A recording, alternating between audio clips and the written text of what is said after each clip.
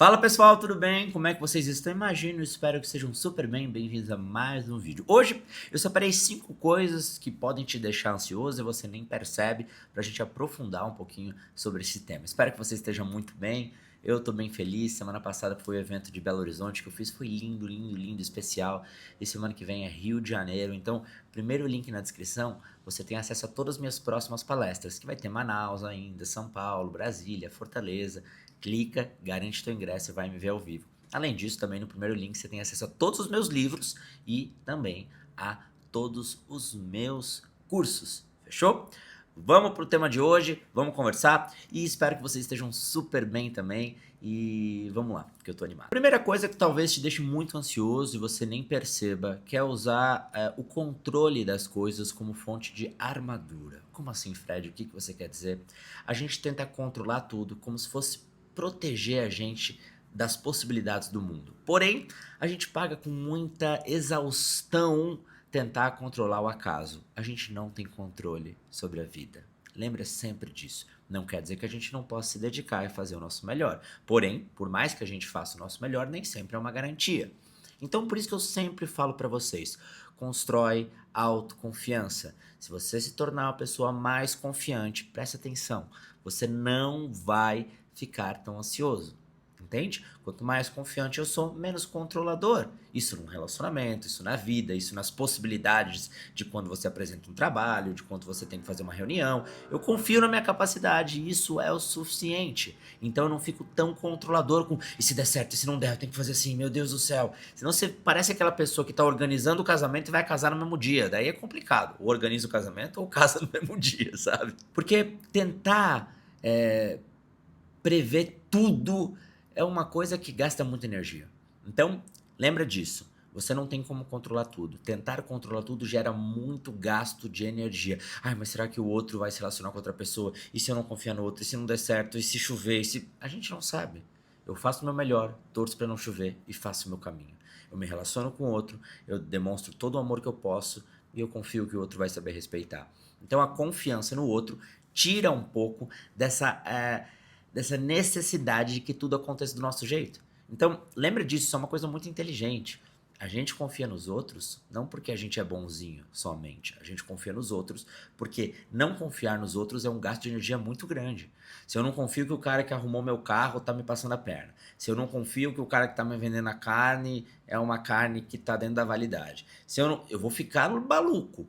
Né? Então eu preciso confiar. Quer dizer que você precisa ser bobinho? Não, não estou falando isso. Estou dizendo que chega um ponto da vida que você tem que confiar. Porque se você começar a controlar tudo, achar que todo mundo vai passar a perna, que vai chover, que vai dar errado, cara, você vai catastrofizar tudo e aí você vai adoecer. Então, larga a mão do controle e foca em confiar mais em você, que isso vai te liberar muita ansiedade. Fechou? Segundo ponto importantíssimo, procrastinação. Quanto mais você procrastina, mais você fica ansioso. Primeiro porque muitas vezes a gente adia esse começo para proteger a nossa imagem de ser capaz, né? Então, eu nem começo, então eu poderia fazer. Eu vejo isso muito, muito acontecendo com vários amigos meus, né? Falo assim, não, cara, se eu fizesse isso, eu ia ser muito bom. Tá, mas você fez? Você tentou? Você criou uma imagem e solidificou ela, né? Então, às vezes o cara fala, não, vamos dizer, ele não tem rede social e quer começar, né, a divulgar seu trabalho, seja um nutricionista, um advogado, a formação que for, e aí ele não faz isso, né? Mas se eu começasse na rede social, do jeito que eu falo, eu ia dar muito certo. Tá, mas você começou e fez? Não. Ah, claro, aí você imacula a tua imagem e você vê, não, se eu começasse ia dar certo. Então eu nem começo para proteger a imagem que eu criei de mim mesmo. Tem esse ponto, mas também tem outro ponto. Tem um ponto de que procrastinar gasta um espaço no nosso HD da nossa cabeça muito grande. Né? Vamos dizer, eu, Fred, eu preciso escrever uma coisa, preciso organizar um trabalho, e eu fico, depois eu faço, depois eu faço. Isso gasta uma energia, né? A gente fica, ai, depois eu faço, não, depois eu vejo, mas eu tenho que fazer, não, mas depois eu vejo, agora não. Olha o quão cansativo. Se a gente vai e resolve, a gente libera um espaço do nosso HD externo aqui, o HD interno, na verdade, e fala, tá bom, já resolvi. Então eu não preciso ficar lembrando repetitivamente o que eu ainda tenho que fazer e não fiz, e me sentindo com a autoestima baixa por não conseguir resolver uma coisa tão simples. Então, quanto menos eu procrastino, mais eu libero um espaço interno e relaxo. Entende a diferença? Então são dois pontos. Quanto mais eu procrastino, mais eu crio uma ideia do que eu poderia fazer e eu não fico me medindo tanto. E também, no segundo ponto, quanto mais eu procrastino, mais eu tenho que ficar lembrando do que eu tenho que fazer. E isso gera em mim baixa autoestima, porque eu sinto que eu não consigo fazer, gera uma ansiedade, porque é uma coisa tão fácil e porque eu não resolvo rápido, eu tenho que ficar lembrando, isso é muito cansativo. Além, claro, de um perfeccionismo, de sempre ter que fazer na ideia perfeita, tudo isso gera muita ansiedade, muito caos, e eu vou te dizer, tá? E eu posso te falar de um trabalho que cobra uma certa. É um trabalho que demanda muita coisa, né? Escrever, eu tenho que me organizar, preciso escrever, ai, tô sem ideia. Tudo isso coabita na minha cabeça. O que que diferencia? Cara, executa. Faz, não pense demais. Vai fazendo. Vai ficar bom, meia boca, outro melhor, nota 8, nota 7, nota 9. E é essa linearidade entre 6, 7, 8, 9, 6, 7, 8, 9, 6, 6, 6, 6, 5, 5, 5, 7, 7, 7, 9, 9, 9. Tudo isso vai gerando a gente um equilíbrio.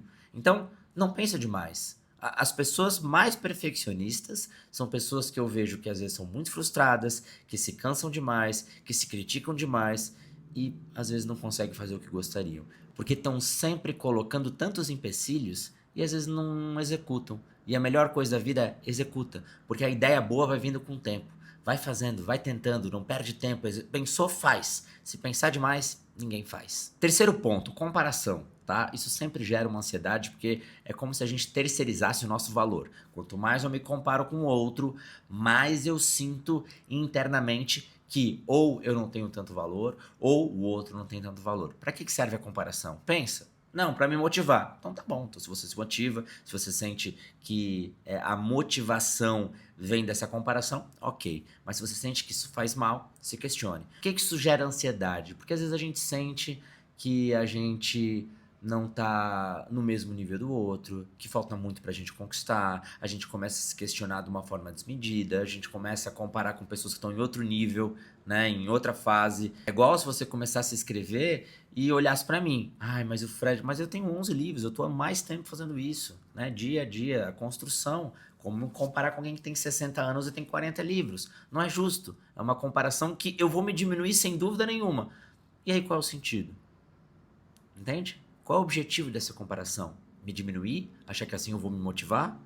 Porque quando a gente começa a se medir pelo outro, a gente começa a virar, querer aprovação, na verdade. Ser como o outro, ser melhor, fazer isso, o que eu tenho que fazer. Então cuida, isso gera uma ansiedade e uma cobrança tão grande que a gente se compara e fala, nunca vou nem conseguir. Aí já desanima, gera ansiedade, procrastina mais ainda e tudo vai criando uma bola de neve muito cansativa para viver. Número 4, medo de desagradar. Para de ter medo de desagradar. Não suprir a expectativa dos outros não é desrespeitar, tá? Quando a gente começa a dizer muito sim, sem que a gente queira, a gente se trai. E se traindo, gera ansiedade. Por que gera ansiedade? Ai, mas eu tenho que fazer, eu não queria. Mas porque eu disse sim numa coisa que não era legal? Aí você se cobra, baixa a autoestima, eu não consigo nem dizer não para umas coisas que são muito simples. Meu Deus, por que eu quero tanto agradar os outros? E aí você tenta dizer não e isso te dói e as pessoas vão cada vez mais te influenciando. Calma, te organiza. Paciência. Lembra do que eu vou te falar. Dizer sim para não perder o afeto do outro é uma das coisas mais tristes que você pode fazer, porque o teu corpo vai pagar com uma ansiedade depois. O teu corpo vai olhar e falar, cara, por que você tá dizendo sim para tudo? Só para ter aprovação pelos outros? Qual é o fim dessa história? Vai cuidar de você, cara. Eu sempre digo para vocês isso. Aprender a dizer não é muito importante para a sua saúde mental e também aprender a receber não. A gente amadurece quando a gente aprende a receber não sem deixar bater na autoestima e aprende a dizer não sem se sentir culpado por isso. Entendeu? Então coloca limites, aprende a não ser querido 100% do tempo, porque isso vai preservar tua calma e vai selecionar quem tá do teu lado de verdade e nem só quem te olha e fala essa pessoa é útil para mim. E o quinto item, assuntos inacabados. Finaliza o que tem que ser finalizado. Não posterga despedidas. Faz o que tem que fazer. Isso entra um pouquinho na procrastinação e também no peso que a gente tem. Eu sempre falo pra vocês, eu falo o que eu sinto, eu resolvo as situações, eu termino o que tem que terminar pra tirar de mim a ansiedade. Pra tirar de mim essa coisa do, ai, se eu falar, e se não der certo, o que eu faço? Cara, eu falo e resolvo. Fiz o que tinha que fazer. Doeu, foi chato, o outro olhou, mas resolveu. Melhor sofrer de uma vez e tirar a ansiedade do que ficar sofrendo parcelado e ficar ali nesse estresse que consome muito mais do que a dor no momento de falar e resolver. Você consegue entender a diferença? Então termina os assuntos. Fala o que você sente. Resolve o que tem que resolver. Perdoa o que tem que perdoar. Finaliza despedidas, tudo que precisa ser feito para você relaxar, tirar de você essa criação de narrativas do que pode ser, será que eu devia ter feito, podia ser assim, podia ser assado. Faz o que tem que fazer, que vai ser muito melhor para você também. E duas coisas importantes, tá? A primeira delas, eu deixei no primeiro link na descrição um e-book que eu fiz com 52 práticas para diminuir essa ansiedade. Se você precisa um pouco dessa ajuda para tirar um pouco essa ansiedade, ver como você pode praticar isso de uma maneira mais simples, primeiro link na descrição tem um e-book que eu fiz só para 52 práticas e tirar um pouco de você essa ansiedade, organizar a tua mente. Práticas simples que você pode fazer e executar durante a semana, tá? É só clicar aqui embaixo, acessar e depois você me diz. Não existe livro físico desse, é só um e-book mesmo para colocar em prática e diminuir essa ansiedade. E segunda coisa importante, se você viu esse vídeo até o final,